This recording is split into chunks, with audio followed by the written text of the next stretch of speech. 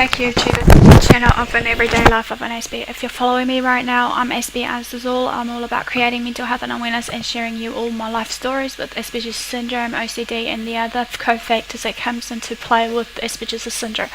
I also give you guys some tips and advice along the way with the mental health disorders, be it whatever it may be, or just your everyday situations of your personal struggles. I give you some motivational message of terms of encouragement and support for you all as a mentor, advocate, support person. As you're aware right now, at this current time, I'm just trying to finish up some of the series that I feel to finish up before I continue into the Let's Talk series that is coming to my attention to complete, hopefully within the next 3-4 months of weeks, I should say, if I can, when I can. So this one is all about how to stim discreetly, and this one's part 3, choosing the alternate stims.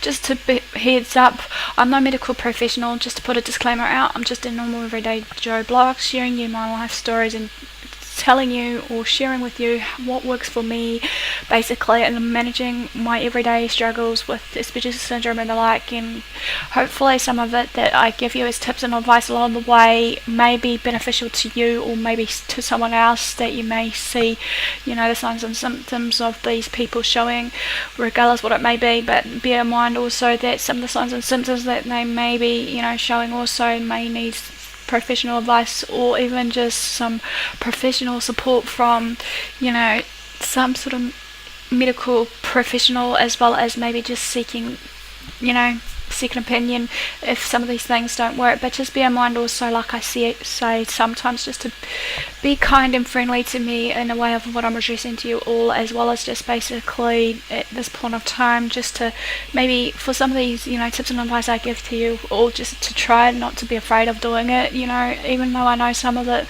may be beneficial to me and may not be for you, or it may be beneficial to you but not to me. But feel free to comment below to some of the other alternative maybe tips and advice or solutions, whatever you want to call it, just to, you know, share with others, so we can open up a discussion board right now on my channel. So let's begin this of the last part of my how to stim discreetly of the choosing alternative stims.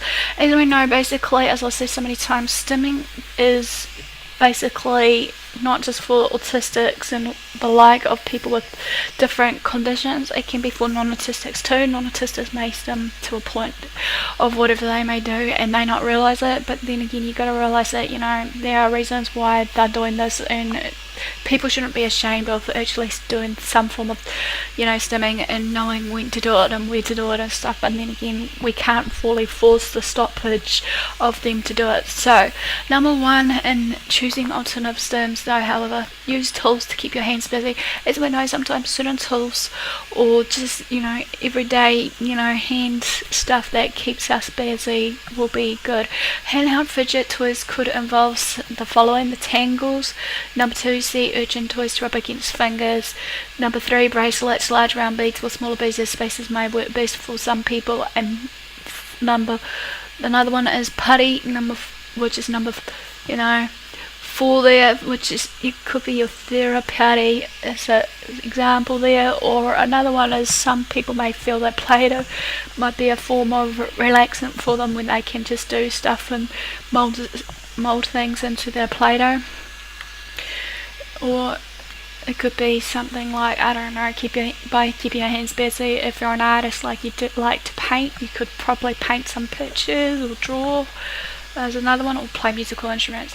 Number 2, apply deep pressure. As I said many times before, this is pretty much good for people with autism, especially as well, for the deep pressure, because obviously not just, actually, shall we say autistic alike, but just anyone in general, because obviously, you know, for deep pressure or massage, just depending on the autistic, bear in mind, as I said before, if they like to be touched and what have you, that basically this provides proprioceptive input, increasing their bodily unawareness and helping with them to calm down, regardless what it is.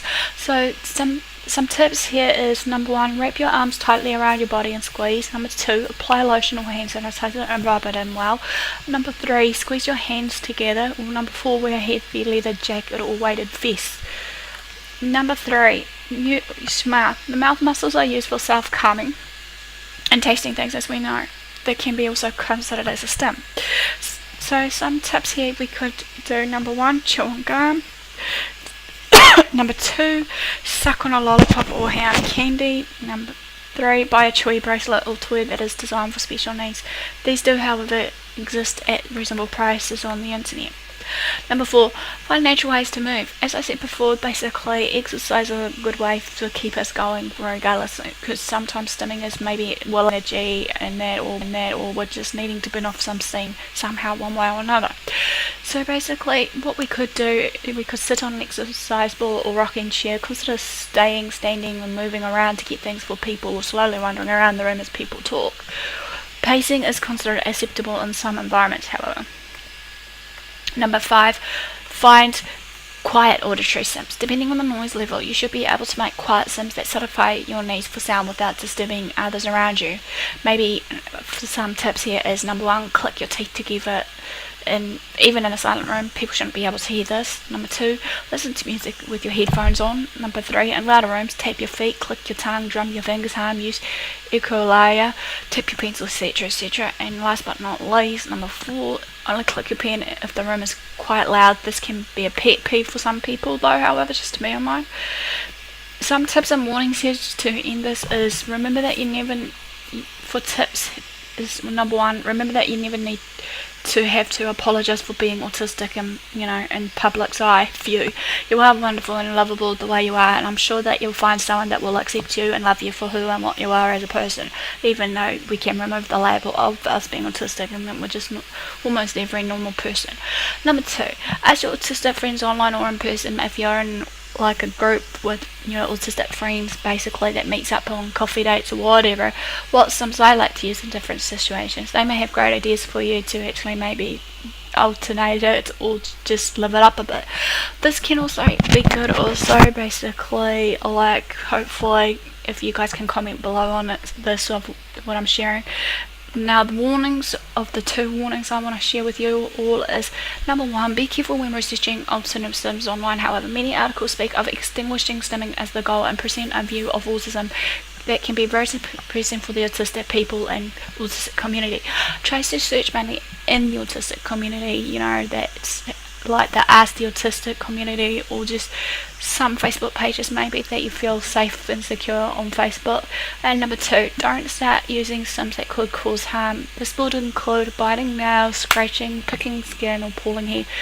Also maybe head banging on the like. These can become very difficult to quit once it begins. However, this is just a quick short overview of basically Alternate Stims Discretely Part 3. Give me the like for thumbs up for support. Comment below if you want to share anything that how you stim, what works for you and what doesn't, and how you go around about it. Feel free to also subscribe to my channel if you haven't done so. Feel free to follow me on Twitter, Facebook, AspieAnswersAll. Feel free to basically share these videos around to family and friends. Thanks for your support. Thanks for watching. Love what you do. Do what you love what you do. Until next time, thanks for your support. Thanks for watching. Aspie signing out.